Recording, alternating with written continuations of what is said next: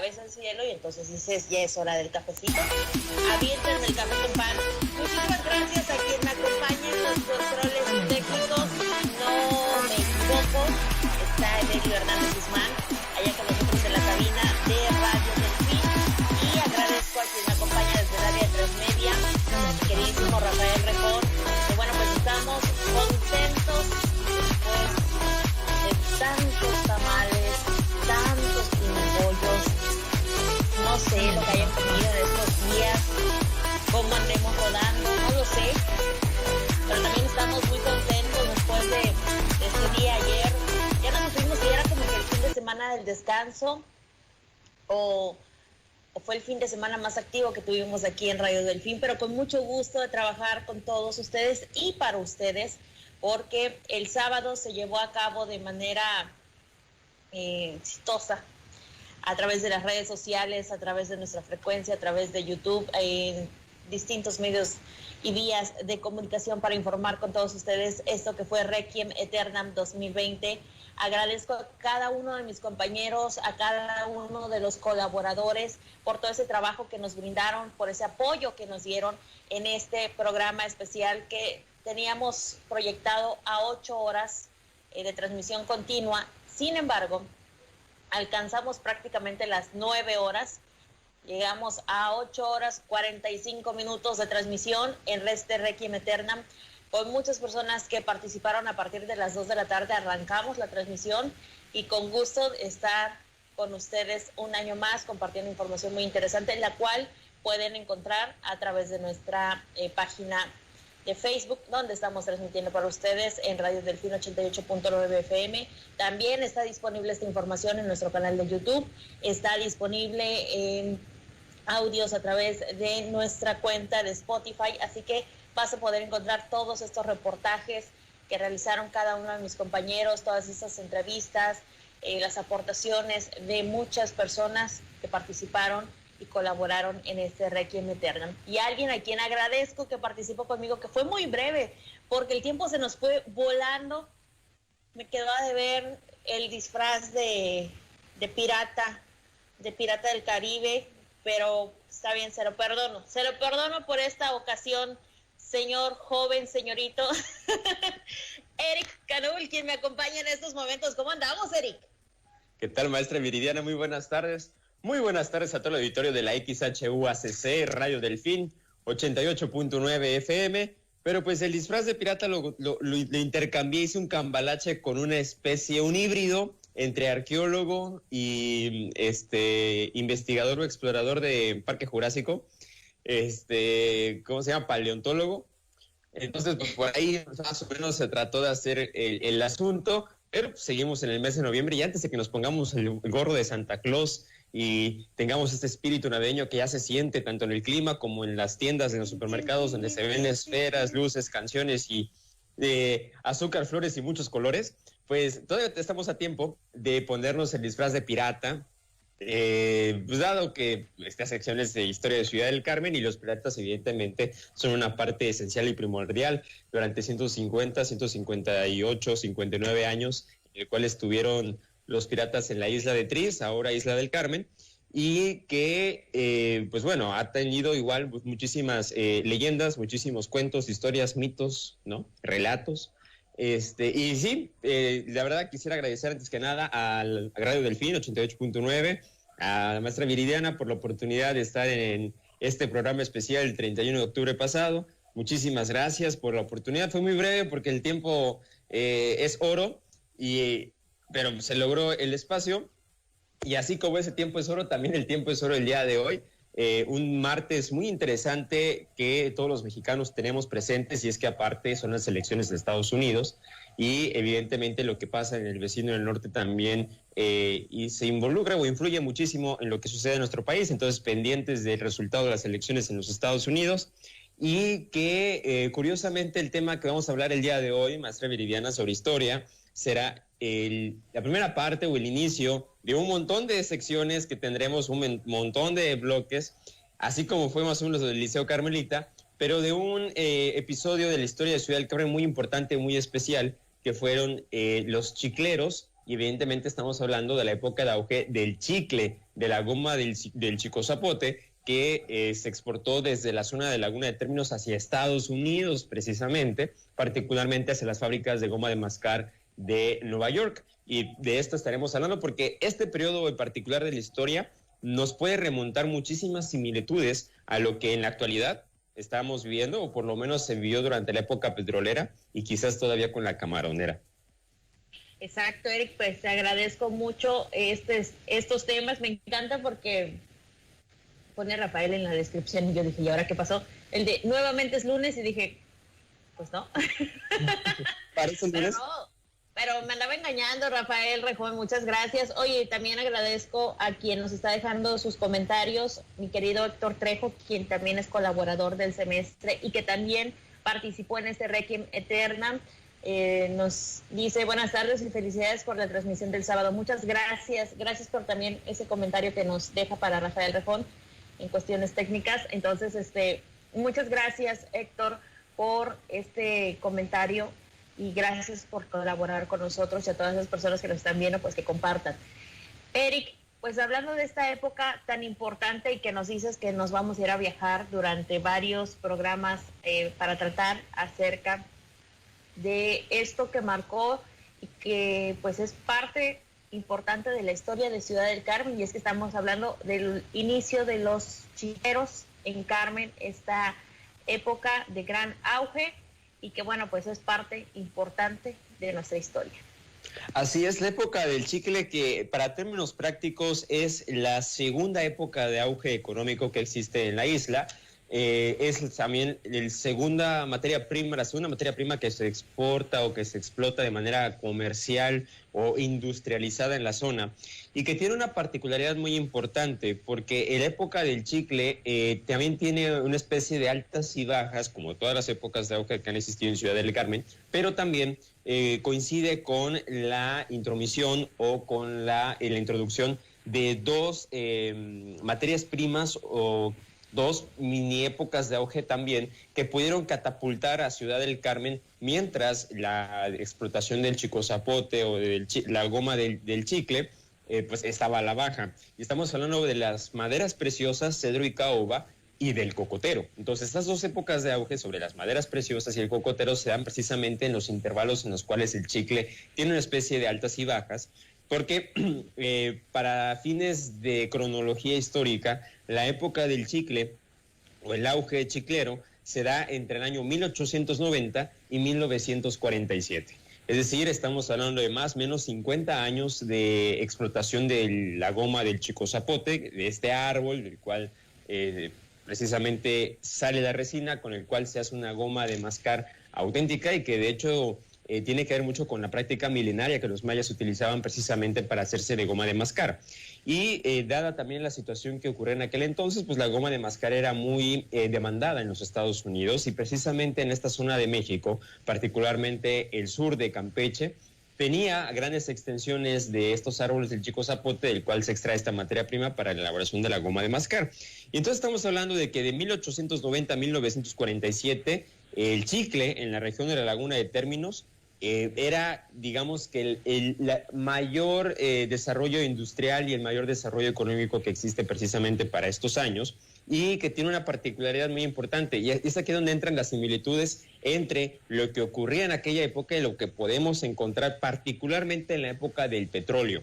Y estamos hablando de la empresa norteamericana de Laguna Corporation, que podemos ubicarla en el plano actual como la Pemex de aquella época, porque fue de Laguna Corporation quien era el dueño o el arrendatario de prácticamente casi todas las tierras de las cuales se sembraba el Chico Zapote o se extraía la resina. También era dueño de los campamentos chicleros, era dueño de bodegas, era dueño de grandes comercializaciones, y evidentemente se hacía también de los procesos de exportación a través de los barcos. Entonces, la Laguna Corporation prácticamente la podemos ubicar como el Pemex de aquella época, pero también hay que tomar en cuenta que en el transcurso de los años que abarca el periodo del chicle, también hay hechos precedentes y posteriores a la concesión de terrenos para la explotación silvícola de la Compañía de Colonización y Deslinda de Terrenos Baldíos del Estado de Campeche, que los tituló como Laguna S.A. el 22 de enero de 1891 al 11 de enero de 1940, y que esas concesiones o esas cesiones terminan durante el sexenio o el gobierno de Lázaro Cárdenas, porque hay que tomar en cuenta también algo muy importante. Si no fuera por la inversión extranjera que de Laguna Corporation o que los inversores extranjeros hacen en de Laguna Corporation, realmente el chicle no tendría el impacto industrializado que tuvo para Ciudad del Carmen. Y que, dicho sea de paso, muy a pesar de que ya cuando termina la época chiclera termina por dos razones principales. Uno, porque se inventan las gomas sintéticas en Nueva York, gomas que se pueden producir en masa, que no son naturales evidentemente, pero muy baratas y que no necesitan comprar materias primas del exterior para poder producirlas, y eso evidentemente ocasiona que ya no se siga explotando la resina natural de manera industrializada. Y dos, porque los terrenos que eran propiedad de Laguna Corporation son entregados o son repartidos a los ejidatarios o a las personas que estuvieron trabajando a lo largo de muchísimos años precisamente en de Laguna Corporation, del cual vamos a hablar más adelante. Perfecto, Eric. Vamos a hacer una breve pausa y ya volvemos a través del 88.9 FM. No le cambies, esto es El Semestre. En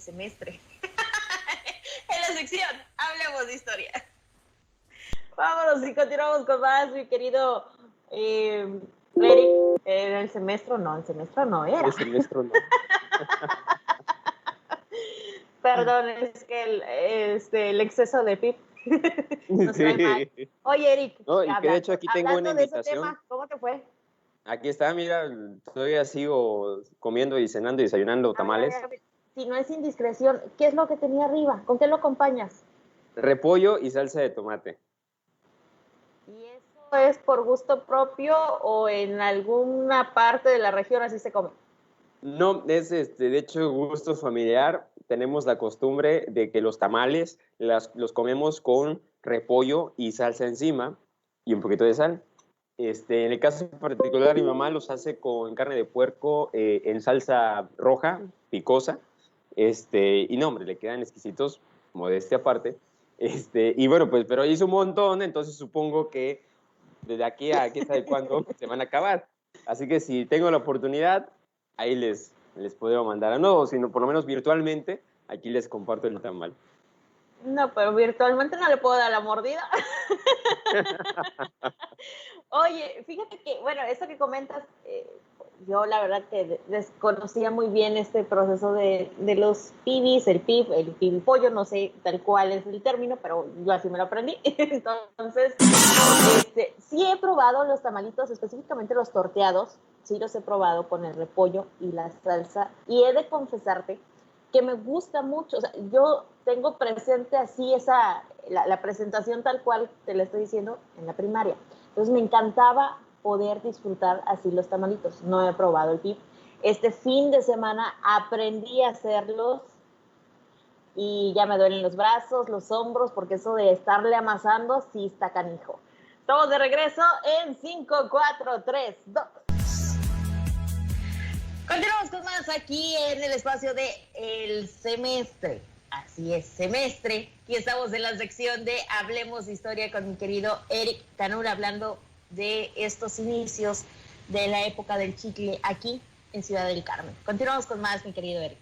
Así es, ya nos estamos hablando ahora sí que del inicio al final, de manera muy resumida, y habíamos comentado antes de los anuncios que la época chiclera termina con dos cosas: una, el invento de las gomas sintéticas, y dos, la repartición de tierras por estos procesos de expropiación que hace Lázaro Cárdenas como cuando era presidente de México de 1934 a 1940, y que finalizan o culminan precisamente en 1940 con la creación del ejido, y en el cual todos los trabajadores de Laguna Corporation pues se convierten en dueños o en ejidales de estos terrenos, y también razón por la cual terminan la época chiclera. Algo muy similar a lo que sucedió con la transferencia de la flota camaronera hacia las cooperativas hacia 1984-85, que muchas personas dijeron que eso fue el remate y mate de la época camaronera para esa época, porque evidentemente muchas de las personas que conformaban las cooperativas no tenían las herramientas ni los conocimientos de administración o contabilidad correspondientes para poder administrar una flota camaronera, muy a pesar de que ellos eran los legítimos dueños de los barcos. Pero bueno, este tipo de situaciones también conlleva un contexto socioeconómico muy importante que, dicho sea de paso, también nos puede remitir a ciertas similitudes con la actualidad. Y es que también la época chiclera fue el primer punto de contacto, ¿sí?, en el cual muchas personas de distintas partes de la República Mexicana migran hacia Ciudad del Carmen para trabajar en la industria chiclera.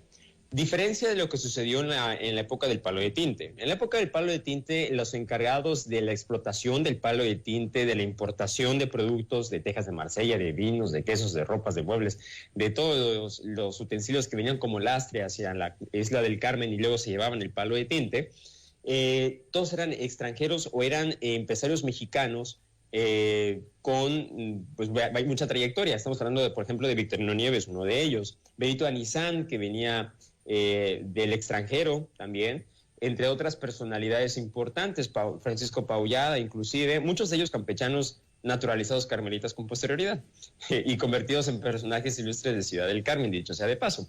Entonces, muy a diferencia de eso, aquí estamos hablando ya de que en la época del chicle es donde vemos el primer ola de migración, la primera ola de migración del mismo territorio nacional hacia Ciudad del Carmen. Y es ahí donde estamos hablando de dónde son los chicleros. Bueno, los chicleros venían, por ejemplo, de Tenosique, de Palizada, era también gente de Ciudad del Carmen. Empezó a llegar gente de Tuxpan, Veracruz, del puerto de Veracruz, venían de Tampico, venían de Matamoros, venían del estado de Tamaulipas, entre otros lugares, incluyendo de la Ciudad de México. Entonces, razón por la cual también uno de los primeros campos chicleros que se funda en los terrenos de The Laguna Corporation se llamaba Matamoros o Central Matamoros, que se encuentra en lo que ahora conocemos como Candelaria, ¿sí? Entonces, muy cerca del poblado de Mamantel. Y muchos de estos campamentos chicleros luego se convirtieron en ejidos, que son los pueblitos que podemos encontrar en la carretera internacional a Villahermosa, dicho sea de paso.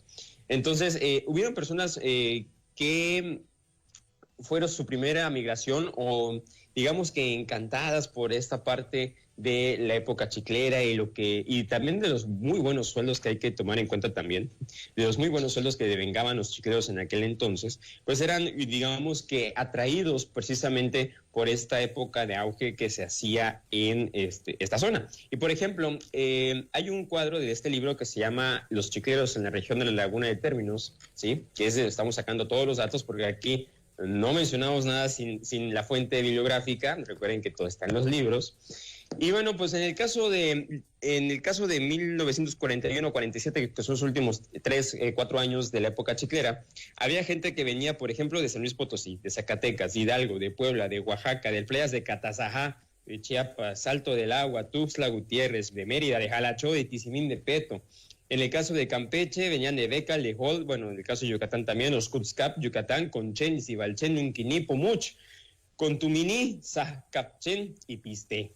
Eso ya es en Yucatán. De Veracruz, pues venían de Huacintla, de Chapopote, así se llama el pueblo, Papantla, Tuxpan, Tampico, Tamapache y evidentemente Veracruz. Y bueno, en el caso de Carmen, pues eran todos de la región muy cercana, Ciudad del Carmen, también venían de Jonuta, de Balancán, de Tenosique, de Emiliano Zapata, de Montecristo, de Álvaro Obregón y Villahermosa, por si alguno de esos nombres les suenan muy conocidos, ¿no? Y en el caso también de los chicleros, pues ellos también generaban una especie de familia entre ellos, pero también algo muy particular. Ciudad del Carmen siempre ha tenido un choque cultural grandísimo, ¿no? No solamente desde la época de los piratas, porque habían ingleses, que sí, franceses, que holandeses, que alemanes, que de todo el mundo, ¿no? Bueno, en el caso de Europa. Porque en aquel entonces todo el mundo pues, era Europa, ¿no? Entonces es como cuando uno estudia historia universal y el universo es Estados Unidos y Europa, ¿no? No hay cabida para Asia ni para África. Pero bueno, en este caso hay que tomar en cuenta que después de un periodo de digamos que de paz hasta cierto punto, porque no hay que olvidar los choques políticos entre Campeche y Carmen hasta la erección del estado de Campeche, pues no había más que un choque cultural más allá de los extranjeros con los carmelitas. Aquí ya empieza a haber un choque cultural nacional, en el cual las costumbres y las tradiciones empiezan a tener un poco más de arraigo en la zona del Carmen, empieza a hacer esta mezcla cultural proveniente de los chicleros que venían de otras partes, bueno, de las personas que trabajaban en el chicle, que venían de otras partes de la República Mexicana. Y es ahí donde entra algo muy importante, que es quizá la parte que más se conmemora de los carnavales, ¿sí? Porque, de hecho, el punto de auge del carnaval carmelita, dicho sea de paso, y como una especie de ejemplificación, se da precisamente por los chicleros. Y es que ellos, en esa época es donde se generan los toldos, y los toldos son literalmente carpas que se ponían en la calle para que es donde se vendían cosas, donde también se recaudaban fondos para elegir a la reina del carnaval, que era en ese caso por colonias. Y se realizaban bailes populares, muy a diferencia de los bailes de caché, de la crema y nata de Ciudad del Carmen que se realizaban en el Teatro Lagunero o en el Cine Regis o en el Cine Rivas Paoli o en el Casino Obrero inclusive, que se construyó en donde ahorita se encuentra el Centro Cultural Universitario CCU, precisamente exprofeso para los chicleros. Entonces, ese proceso migratorio y de choque cultural se da precisamente en la época chiclera, y por eso decía que hay muchas situaciones que nos pueden remontar hacia la época que estamos hablando, que era el periodo del petróleo, ¿no? Ahora, ¿quién era de Laguna Corporation? Bueno, de Laguna Corporation era esta empresa dedicada en su primera instancia al negocio del palo de tinte. Hay que tomar en cuenta que el palo de tinte decae a partir de los años 1895 aproximadamente y termina como tal hacia el año 1910, cuando en Alemania se inventan las anilinas o estas tintas sintéticas de las cuales se puedan teñir de muchísimos colores prácticamente todo. Entonces, evidentemente, esto también hizo que el negocio del palo de tinte ya no fuera el negocio, que ya no fuera rentable y se deja a un lado. Pero curiosamente, muchas empresas que se dedicaban al negocio del palo de tinte empiezan a diversificar su economía incluso desde antes, de tal forma que ya no solamente se dedican al palo de tinte, sino que se dedican al negocio de las maderas preciosas, cedro y caoba, se dedican a la compra de fincas cocoteras, entre ellas las de Jicalango, las de Manigua, las de Finca Cerrillos, entre otras. Y también al negocio del chico zapote. Por eso es que el negocio del chicle, muy a pesar de que muchos piensan que el chicle es de año 20 en adelante, realmente es del año 1890 hasta el 47, precisamente por esta diversificación de la economía. Ahora, si bien es cierto, no es hasta después de la Primera Guerra Mundial que se empieza a industrializar el chicle como tal, antes de ese proceso de industrialización, todo lo que se extraía de la goma del chico zapote de manera natural, pues se hacía de una forma pues muy rudimentario o se hacía de manera muy artesanal, a tal grado que no se industrializaba más allá que para el propio comercio local. Pero a raíz de las victorias que tienen en este caso Estados Unidos y sus aliados con la Primera Guerra Mundial, evidentemente el negocio del chicle también se vuelve más dinámico y esto genera que tenga ya un impacto cada vez mayor en esta zona, ¿no? Entonces, de Laguna Corporation precisamente es una empresa que al principio empieza nada más con el negocio del palo de tinte y posteriormente se dedica a diversificar su economía, entre ellas precisamente las del chico zapote, de Laguna Corporation. Y es que fue el requerimiento de la demanda masiva del chicle en Norteamérica lo que hizo posible la instalación precisamente de una de estas, digamos que filiales de Laguna Corporation, porque, insisto, se dedicaba a otras cosas. Entonces, ¿qué tal te ha parecido por ahora el asunto de Laguna Corporation, maestra Viridiana? Pues la verdad que, como siempre, cada uno de los temas que tocas y me encanta porque he de confesarte que desconozco mucho de la historia de Ciudad del Carmen y que contigo pues estoy aprendiendo. Entonces, esta parte que nos dice, y eso fíjate que es muy cierto, ¿no? A lo largo de la historia de Ciudad del Carmen han llegado personas de muchos lugares, diversos a lo mejor países, si hablamos de manera internacional, pero también en cuestión nacional, también de muchos estados, personas que por cuestiones de trabajo, por una mejor oportunidad, llegan a Ciudad del Carmen. En su momento, pues ahorita tú lo estás mencionando, que desde Tampico, el puerto de Veracruz, Tabasco, que son lugares muy cercanos y que hasta la fecha hoy en día por la cuestión petrolera, pues son personas también que siguen llegando a este lugar y que te he de comentar que mi abuelo materno, justamente ayer era el que platicaba conmigo y me decía, llegué hace muchos años a Ciudad del Carmen, nosotros y mi familia, la gran mayoría somos de Poza Rica, Veracruz, y entonces fue por una cuestión también de trabajo. Se supo que aquí había esa oportunidad cuando empezaba el auge petrolero y llegaron a Ciudad del Carmen y me comenta cómo era el lugar y que a lo mejor en ese momento pues todavía estaba la época camaronera y no se visualizaba mucho una cuestión petrolera. Entonces yo supongo que ahorita también esta parte que tú me estás comentando pues también sucedió tal cual en su momento en la época del chicle. Así es, este choque emocional hasta cierto punto también, porque se ve la decadencia de una industria, el surgimiento de una nueva. Entonces, ¿qué es lo que sucedió en 1985, particularmente ese año, 1985, en el cual el boom petrolero nacional, que de hecho esto lo comentamos en un espacio, que a raíz del descubrimiento de las manchas de aceite en Ciudad del Carmen, México se convierte en un nuevo rico, pero fue José López Portillo a través de malas prácticas financieras lo que provocó la crisis de 1982, que no finalizó sino hasta 1990 y que luego vuelve con otra crisis en 1994, pero que precisamente fue Ciudad del Carmen quien dio ese impulso que el país necesitaba. Entonces también estamos hablando de un choque emocional, cultural, porque vemos barcos camaroneros, de hecho hay varias postales de la época de Ciudad del Carmen, pues hay los barcos camaroneros y las primeras plataformas autolevables en las costas de la bahía de la Laguna de Términos. Entonces es algo muy interesante que sí, puede suceder en este mismo contexto, también porque estamos hablando de un cambio de siglo. Estamos pasando de los 1800 a los 1900. Entonces también esto puede suponer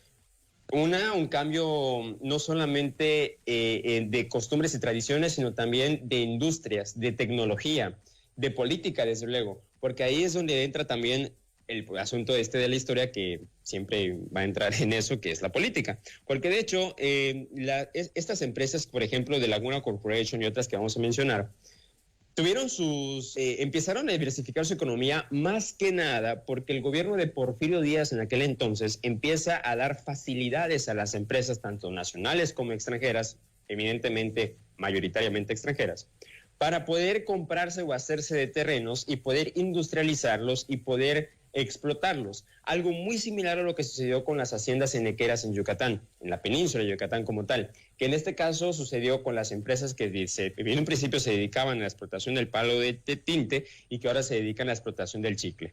Y bueno, de acuerdo al acta de entrega de las tierras precisamente otorgada por el gobierno de México de Porfirio Díaz, pues fueron a Mexican Gulf and Lumber Corporation, una de las empresas que se dedicaron al negocio del palo de tinte, del chico zapote, del chicle, y de Laguna S.A. o de Laguna Corporation, que era el Pemex, porque ese es el que abarcaba prácticamente todo, y el cual la mayoría le trabajaban precisamente a De Laguna, ¿no? Y esto fue, esto fue el 22 de enero de 1891, ¿sí?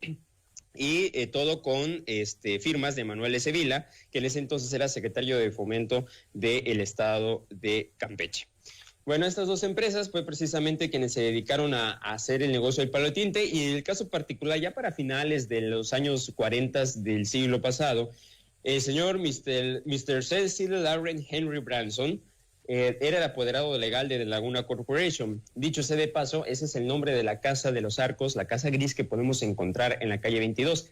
Ese edificio de la calle 22, el edificio de los Arcos, que es uno de los pocos edificios de 2 pisos que vemos antiguos de Ciudad del Carmen, que tiene incluso hasta como una especie de vigía, porque en algún momento ese edificio funcionó como aduana marítima, pues esa era la sede, esa era la oficina administrativa de The Laguna Corporation. Entonces estamos hablando también de que la industria del chicle pues no era nada pobre, daba para hacerse de sus cositas, ¿no? Dirían muchas personas. Entonces, habíamos mencionado las razones por las cuales existen las empresas chicleras, las vamos a retomar rápidamente. Uno, la necesidad de diversificar las exportaciones campechanas, y es que también hay algo muy interesante, que es lo que siempre se ha comentado a lo largo de toda la historia. Durante todas las épocas de auge del palo de tinte, del chicle, del coco, del camarón, del petróleo, de las maderas preciosas, la mitad más uno de las exportaciones que realizaba Campeche provenían de Ciudad del Carmen, del puerto de Ciudad del Carmen. Entonces, evidentemente, para la estabilidad campechana, y también como una forma de congraciarse con los carmelitas después del conflicto para la erección del Estado de Campeche, evidentemente las facilidades para instalar empresas, para exportar materias primas, entre otras cosas, pues era muy amplia, la cartera de inversión era muy amplia. Entonces, esto fue un punto fundamental para que el chicle se empezara a industrializar, porque hemos comentado, sí se explotaba de manera muy artesanal, no industrializado. Dos, la promoción porfirista a partir de 1883 de atraer la inversión extranjera, otorgándoles precisamente terrenos para explotarlos. Y también algo muy interesante, la razón por la cual empieza a haber una demanda de chicle campechano es por la baja de la demanda en el chicle veracruzano y porque hasta cierto punto el chicle campechano que se producía acá era de mayor calidad, dicho sea de paso. Y tres, el estímulo de la colonización para el estado de Campeche desde 1881. Y es que, pues dicho sea de paso, Campeche hasta en la actualidad es una de las entidades con menos población, pero con amplio territorio. Campeche tiene hasta este momento 800,000 habitantes según el último censo. Vamos a esperar qué dice el censo de este año, pero estamos hablando de menos de 1 millón de habitantes en un territorio muy grande. Entonces ya se imaginarán para esa época, 1881, cuántos habitantes pues existían precisamente en el estado de Campeche, ¿no? Y bueno, hay que tomar en cuenta también que se cobraban muy grandes impuestos para precisamente el negocio del chicle. Y entre ellos, pues, por ejemplo, una tonelada de caoba puesta a bordo del buque exportador cuesta aproximadamente 16 pesos, de aquellos sagrados años, evidentemente, ¿no? Y vale en el extranjero 30 pesos. Entre otras utilidades que vamos a comentar después, ¿no?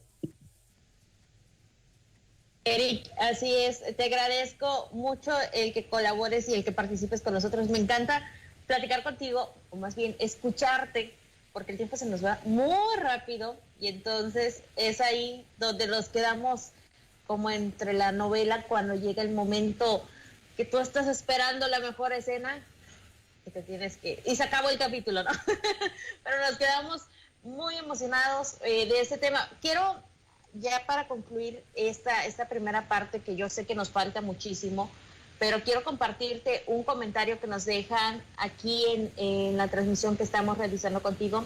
Dice Manuela Inurreta Navarro: mi abuelo Francisco Inurreta Muñiz fue encargado de la tienda de raya de Matamoros en la época del chicle.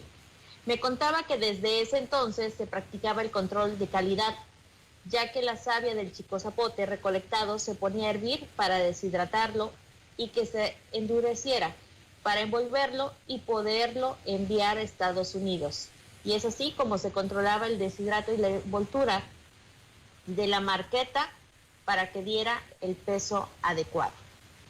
Sí, efectivamente, de hecho, como mencionabas, está muy buena la novela porque el punto que sigue y que vamos a ver la próxima semana habla precisamente sobre las casas de importación que existían en aquel entonces y algo muy interesante también, cuáles eran las empresas de chicle que existían aquí, marcas de chicle que existían en Ciudad del Carmen, una de ellas Wiggles, que luego se convirtió en Adams, y también sobre el proceso de cómo se hacían de trabajadores las empresas, que en este caso se conocían como abonos o anticipos, me parece, y también del proceso de marketado de la goma del Chico Zapote.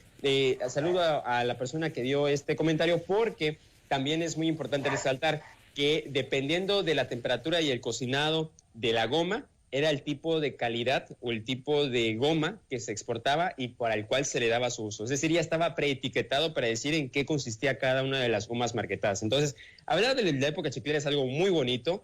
Y de hecho agradezco a las personas que amablemente nos siguen y nos comparten sus anécdotas, porque este periodo en particular tiene muchas anécdotas que podemos compartir entre todos. Recuerden que este espacio es de ustedes y para ustedes.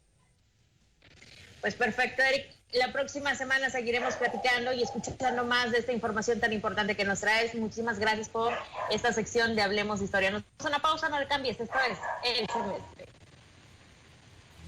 El Semestre. Y bueno, para continuar aquí en esta transmisión de las redes sociales, también aparte de ese mensaje interesante, nos dice Héctor Trejo que les mandes unos tamalitos para la sección de la comida nuestra. Sí, de hecho, estaría muy interesante, sí, definitivamente.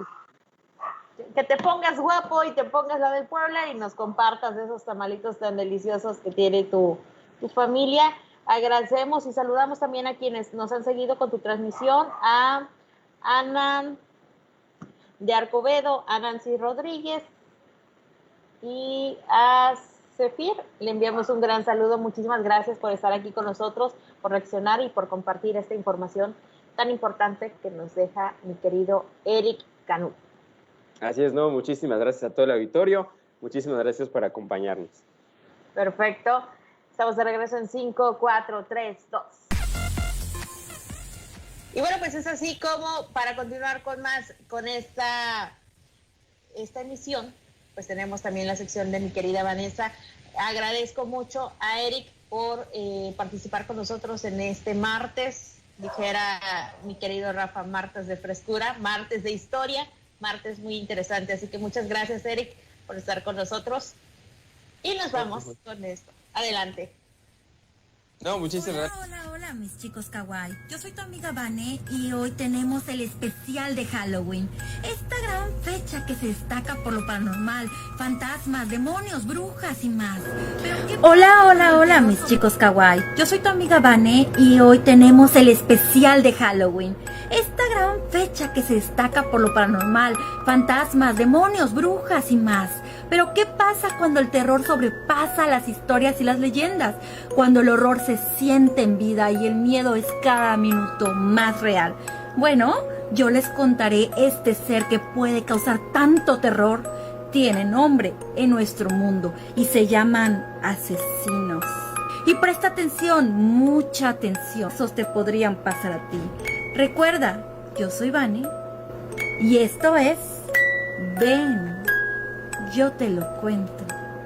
Este caso es el del payaso asesino. Quien tiene fobia a los payasos es por un evento traumático con alguno de ellos en algún trayecto de su vida. Pero les apuesto que después de conocer el caso de John Wayne, el payaso asesino, se felicitarán por haber mantenido y mantener una distancia considerable con estos seres que para muchos son de falsa y tétrica felicidad. Porque ¿quién se esconde detrás de todo ese maquillaje y de esa falsa sonrisa obligada? Podría ser un asesino. Todo comenzó con el abuso, el maltrato y el bullying del pequeño John Wayne, que nació el 17 de marzo de 1942 en Chicago. Tuvo una infancia de lo más traumática. Su padre era alcohólico y muy maltratador. Abusaba física y verbalmente de su mujer y de sus hijos, incluyendo a John, al que menospreciaba y golpeaba sin cesar llamándolo marica, y algunos otros insultos de índole homosexual. Las inseguridades del niño con respecto a su sexualidad comenzaron aquí y fueron aumentando con el paso de los años. También influyeron los abusos sexuales que sufrió con solo 9 años de edad por parte de un amigo de sus padres y de los que jamás se enteraron. John pensó que le culparían de lo ocurrido y de ahí su silencio, el mismo que utilizó cuando sus compañeros del colegio le acosaban. Un bullying que le llevó a encerrarse en sí mismo. A todo ello se sumaban sus constantes problemas de salud. Sufría importantes mareos. Esto apuntaba a dos posibles factores. El primero fue un accidente que tuvo con 9 años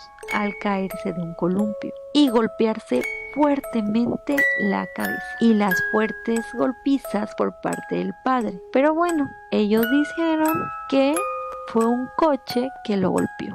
Aquello se tradujo en un coágulo en el cerebro que le hacía perder la conciencia momentáneamente y le impedía concentrarse. Sin posibilidades de terminar los estudios, John encontró en la política una vía de escape. Se ofreció como candidato del Partido Demócrata en su localidad, pero de nuevo se topó con la desaprobación de su padre. No podía soportar que su hijo estuviera en el bando contrario, ya que uno pertenecía al republicano y el otro al conservador. Así que John puso tierra de por medio y se desvinculó de su familia. A sus 18 años, aterrizó en Las Vegas y empezó a trabajar en una funeraria como asistente mortuario. Se pasaba los días rodeado de cadáveres, a los que embalsamaba y preparaba para el funeral. De hecho, su fascinación por la muerte llegó a tal punto que cuando su jefe no estaba, se colaba en los ataúdes de los jóvenes para acariciarlos. Solo paraba cuando le entraban los remordimientos, un conflicto en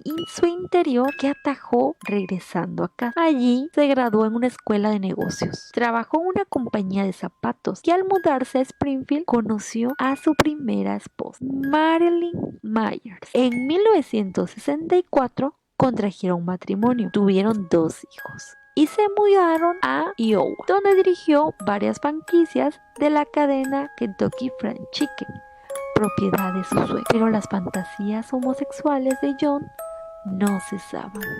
Estas encontraron una salida al unirse a la Cámara Junior de los Estados Unidos de Waterloo. Como miembro reconocido y admirado de su comunidad, John recibió varias distinciones, pero todo esto era una fachada.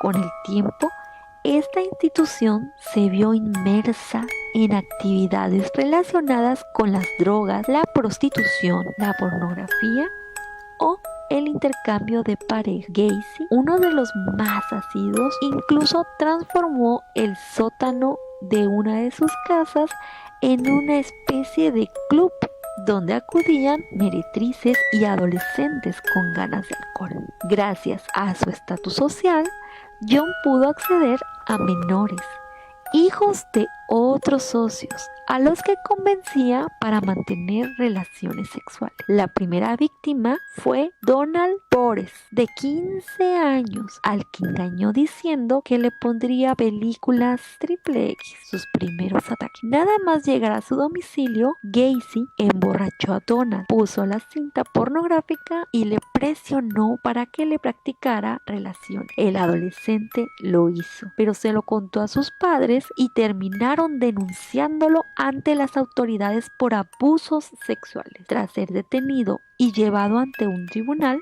John alegó que era víctima de acusaciones falsas y de una estrategia para desprestigiarlo políticamente, ya que el padre de Donald era su rival en la Cámara Junior. No le sirvió de nada, y menos cuando contrató a un matón para dar una paliza a Donald. Esta idea se le volvió en su contra y terminó acudiendo a una evaluación psiquiátrica, que dictaminó que sufría de un trastorno de personalidad antisocial. Pese a los informes, John fue declarado apto y responsable de sus actos. De hecho, el delincuente sexual se declaró culpable de mantener relaciones con Donald, pero una vez más le echó la culpa a la víctima, señalando que el joven venía buscándolo y que él solamente accedió. El tribunal lo sentenció a 10 años de prisión en la cárcel de máxima seguridad de Iowa. Era diciembre de 1968 y tras el veredicto jamás volvió a ver a su esposa ni a sus hijos. Como ocurre con este tipo de presos de naturaleza sexual, el presidio para John fue como un paseo por el parque. Se comportaba como una persona modelo y se convirtió en el cocinero de la penitenciaría. Todo en él irradiaba ejemplicidad. Quizá por eso tan solo cumplió 18 meses y obtuvo la libertad condicional, con 12 meses de vigilancia. Tras este periodo entre rejas, John decidió regresar al estado de Illinois, pero a una zona donde nadie conocía sus antecedentes penales. Compró una casa en Norwood Park e inició una nueva etapa profesional en el sector de la construcción. Allí contactó con una amiga del instituto, Caroline Off, con quien se casó por segunda vez, pero sus impulsos sexuales con menores no cesaron. Atacó a un adolescente en 1971, quien, pese a denunciarlo, no se presentó ante el juez para rectificar la acusación. Así fue como Gacy se volvió a librar de las cárceles y sus oficiales de la condicional se quedaron al margen. Nadie le informó al respecto. Además, sus andanzas sexuales prosiguieron mientras distraía a su comunidad. El depravado se inventó una imagen íntegra y honorable, disfrazado de Pogo, el payaso, para actuar ante los niños. Todo lo compaginaba con una afiliación al Partido Demócrata, donde llegó a tener cierta presencia a nivel local. Tanto es así que pudo hacerse una fotografía junto a Rosalynn Carter, la que fuese primera dama y mujer del presidente de Estados Unidos, Jimmy Carter, en 1978. En la imagen incluso se puede leer lo siguiente: para John Gacy, los mejores deseos, decía la dedicatoria. Lo que no sabía la primera dama es que en ese momento su fiel político había asesinado a más de 30 niños. Uno de los primeros en morir fue Timothy McCoy, de 16 años, que aguardaba en una estación de autobuses. Gacy le convenció para que durmiera en su casa y a la mañana siguiente, creyendo que el joven quería atacarlo con un cuchillo, ya que el joven estaba untando mantequilla en una tostadora, le asentó varias puñaladas en el pecho. Él estaba completamente loco. Entonces sintió una vibración en su cuerpo. Ver cómo la sangre le salía del cuerpo al joven dice que le emocionó demasiado. Eso fue una de sus declaraciones al ser detenido. Tras enterrarlo en el garage, continuó con los asesinatos. Después llegaron los de John Butkovich, de 17 años, Samuel Spleton, de 14 años, James, cuyo cuerpo no fue identificado hasta el 2017, Kenneth Park, de 16 años, Michelle Marino, de 14, y así una infinidad de cuerpos y de jóvenes que fueron encontrados. El modus operandi era siempre el mismo: engatusaba a los jóvenes con drogas, películas pornográficas o con ofertas de trabajo a $5 la hora, para terminar durmiéndolos con cloroformo. Luego los ataba, los torturaba, los violaba y los asesinaba mediante una soga. Esta técnica del número de la soga consistía en estrangular a sus víctimas con un cinturón alrededor de su cuello, mientras los presionaba con un cuchillo o un palo. Una vez muertas, las enterraba en su cochera. Algunas violaciones y asesinatos se volvieron más frecuentes con su segundo divorcio. Los últimos incluso con pocas semanas de diferencia. Uno de los casos que propició la captura del payaso asesino fue el de Jeffrey Raynal, al que Gacy secuestró, drogó, agredió sexualmente utilizando varios instrumentos y abandonándolo en un parque público en 1978. Cuando el joven despertó, acudió ante las autoridades para denunciar lo ocurrido, pero ¡oh sorpresa!, lo ignoraron completamente. Aquí empezó su propia batalla personal para dar con el culpable. Raynal localizó el vehículo de Gacy con el que perpetuaba los raptos y dio aviso a las autoridades. Lo arrestaron y aunque quedó en libertad a la espera del juicio, la policía lo tenía en el punto de la mira. No fue suficiente porque días después el agresor volvió a actuar en el garage. Esta vez secuestró a Robert Piest, de 15 años, al que convenció para dejar su empleo en una farmacia y trabajar para él en una empresa de construcción. El muchacho informó a su madre del cambio de planes y fue a la cita, donde jamás regresó. La denuncia por desaparición llevó a los agentes a contactar con las últimas personas que habían hablado con el chico. Una de ellas era John, al que tras interrogarlo se toparon con múltiples incongruencias y un largo historial de antecedentes por corrupción de menores. Con estas pruebas, la policía registró el domicilio de los sospechosos.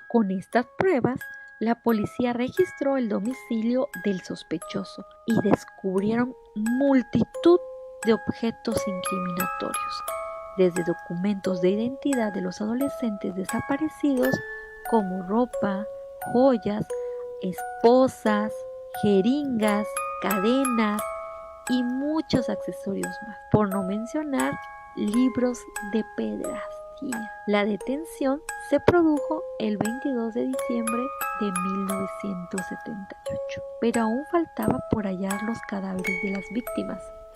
No hizo falta que Gacy confesara los crímenes, porque en cuanto removieron la parte trasera del garage, localizaron un cementerio de cuerpos. Ahí había un total de 29 cuerpos. El resto los arrojó al río por falta de espacio. El trabajo de los forenses para recuperar los despojos fue tan tardío que aproximadamente 2 meses después aún no terminaban de sacar cuerpos. Del subsuelo sacaron fémures, cráneos, costillas, brazos, etc. Todos ellos envueltos en bolsas de plástico. De todos los cadáveres recuperados, 8 de ellos jamás pudieron ser identificados. Tampoco los rescatados en el agua. Aunque 20 años después del arresto, Gacy, la policía de Chicago consiguió encontrar a algunos enterrados en la casa de su madre. Si bien el acusado se declaró inocente ante el juez, alegando sufrir enajenación mental. Durante la celebración de su juicio entre febrero y marzo de 1980, se desmontó esta teoría gracias a los informes periciales.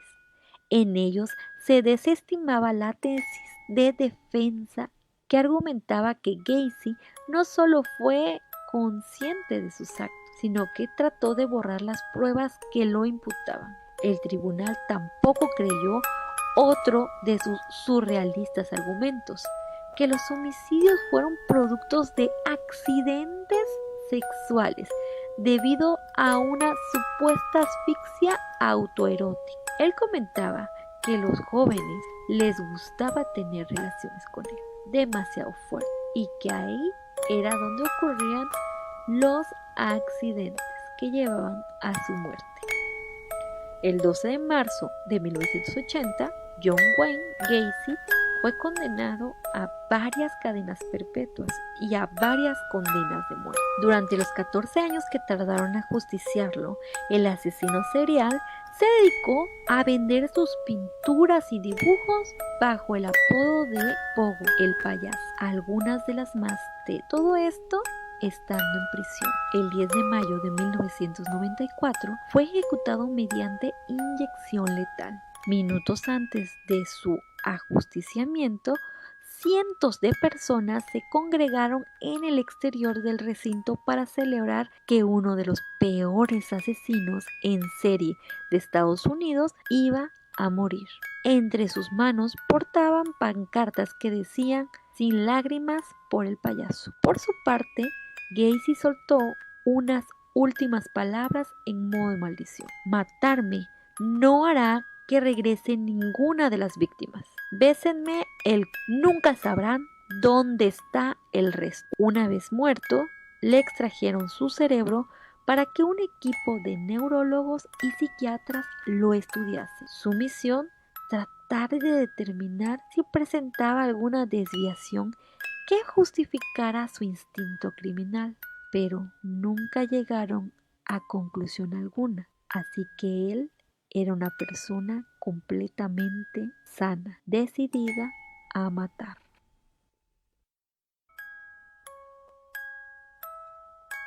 Hola mis chicos kawaii, pues hasta aquí este especial de Halloween. Espero que les haya gustado y recuerden, a veces hay que tenerle más miedo a los vivos que a los muertos. Yo soy tu amiga Vane y nos...